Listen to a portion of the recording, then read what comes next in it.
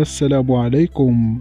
تصريح خطير من اللاعب المغربي سفيان بوفال يفاجئ به المغاربة بعد الاستقبال الأسطوري للمنتخب المغربي، ويبكي بسبب مرض والدته. شاهد ماذا قال.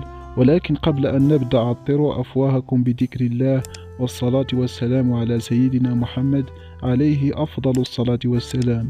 بعد الاستقبال الأسطوري والتاريخي للمنتخب المغربي من جانب الشعب المغربي وجلالة الملك محمد السادس بعد الإنجاز التاريخي في كأس العالم والحصول على المركز الرابع في مونديال قطر، فقد صرح اللاعب المغربي سفيان بوفال وأدلى بتصريحات للإذاعة المغربية وقال: لقد عشنا أياما جميلة في مونديال قطر، وأسعدنا بها الشعب المغربي الذي كان ينتظر تلك اللحظة منذ زمن طويل، ولقد أدخلنا السعادة إلى البيوت المغربية بهذا الإنجاز العظيم، وكنا نود الفوز بكأس العالم لولا تعرضنا لظلم التحكيم في مباراة فرنسا، ولكن قدر الله وما شاء فعل.